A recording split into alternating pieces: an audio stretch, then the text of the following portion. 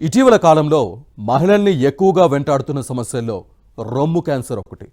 Breast cancer ముప్పు విషయంలో హైదరాబాద్ అగ్రస్థానంలో ఉండడం ఆందోళన కలిగిస్తోంది. భాగ్యనగరంలో పెరుగుతున్న బ్రెస్ట్ క్యాన్సర్పై అధ్యయనాలు చెబుతున్న సంచలన విషయాలేంటి? నిపుణులు ఏం చెబుతున్నారు?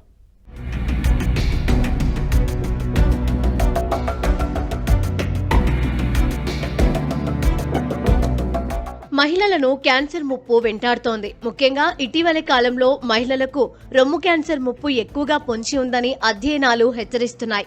ఒకప్పుడు అరుదుగా కనిపించే రొమ్ము క్యాన్సర్ కేసుల సంఖ్య ఇటీవలి కాలంలో పెరుగుతోంది. మరీ ముఖ్యంగా ఈ విషయంలో హైదరాబాద్ అగ్రస్థానంలో ఉండడం పట్ల తీవ్ర భయాందోళనలు వ్యక్తమవుతున్నాయి. దేశంలో రొమ్ము క్యాన్సర్ పై జరిగిన పలు అధ్యయనాలు, మెడికల్ జర్నల్స్ లో ప్రచురితమైన అధ్యయనాలు సంచలన విషయాలను వెల్లడిస్తున్నాయి. అమెరికాలో గడిచిన 2 దశాబ్దాలుగా రొమ్ము క్యాన్సర్ కేసుల రేటు స్థిరంగా ఉండగా భారత్లో 21% మేర పెరిగినట్లు అధ్యయనాలు చెబుతున్నాయి. విదేశాల్లో 90% కేసుల్లో ఈ సమస్యను మొదటి దశలోనే గుర్తిస్తుండగా భారత్లో మాత్రం చాలా మంది మహిళలు 3 నుంచి 4 దశల్లో ఉన్నప్పుడు ఆసుపత్రికి వస్తున్నారని, అప్పటికే పరిస్థితి చేయిదాటిపోతుందని వైద్యులు ఆవేదన వ్యక్తం చేస్తున్నారు. విదేశాల్లో బ్రెస్ట్ క్యాన్సర్ ను గుర్తించే స్క్రీనింగ్ టెస్టులు విస్తృతంగా జరుగుతున్నాయని, మన దగ్గర చాలా తక్కువగా జరగడమే ఈ ఆలస్యానికి కారణమంటున్నారు.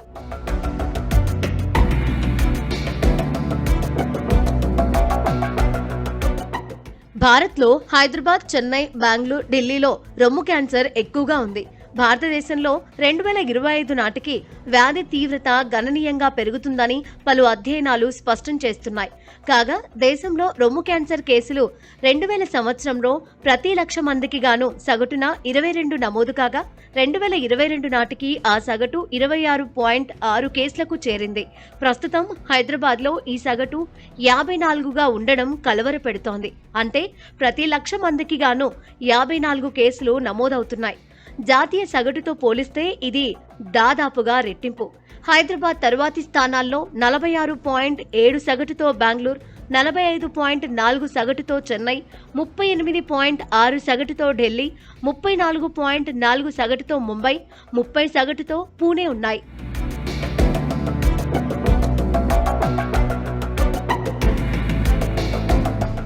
ఇటీవలి కాలంలో ఆలస్యంగా వివాహాలు చేసుకోవడం, ఆలస్యంగా పిల్లలను కనడం పెరిగింది.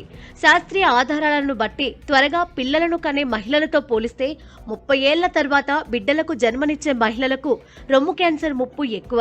30 ఏళ్ల తర్వాత ప్రతి అదనపు సంవత్సరంతో ఈ ముప్పు పెరుగుతూ ఉంటుంది. అలాగే పిల్లలకు ఎక్కువ కాలం పాలివ్వడం వల్ల కూడా రొమ్ము క్యాన్సర్ బారిన పడే ప్రమాదం తగ్గుతుందని పలు అధ్యయనాల్లో వెల్లడైంది.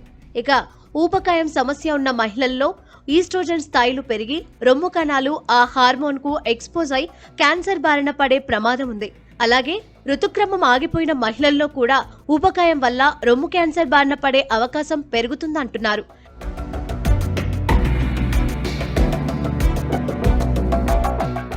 ఇక ప్రస్తుత పరిస్థితుల్లో మహిళలు రాత్రిపూట ఉద్యోగాలు చేస్తున్నారు. దీనివల్ల మెలటోనిన్ ఉత్పత్తి తగ్గి ఈస్ట్రోజన్ స్థాయిలు పెరుగుతున్నాయి. మెలటోనిన్ సరిగ్గా ఉత్పత్తి కాకపోవడం వల్ల DNA దెబ్బతిని క్యాన్సర్ బారిన పడే ముప్పు పెరుగుతోంది. వీటన్నింటికి తోడు వాయు కాలుష్యం, మద్యపానం వంటివి కూడా రొమ్ము క్యాన్సర్ కేసుల సంఖ్యను పెంచుతున్నాయని హెచ్చరిస్తున్నారు. ఇక దేశంలో సగటున 5 నుంచి 15% మంది మహిళలు ఆల్కహాల్ తీసుకుంటుండగా హైదరాబాద్లో ఆ సగటు 6 నుంచి 7% ఉన్నట్లు నివేదికలు చెబుతున్నాయి.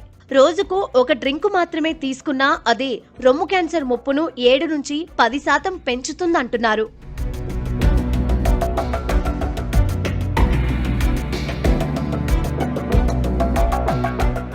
భారతదేశంలో 45 ఏళ్లు దాటిన మహిళల్లో కేవలం 1.3% మంది మాత్రమే రొమ్ము పరీక్షలు చేయించుకుంటున్నారు. హైదరాబాద్లో ఇది 2.05%గా ఉంది.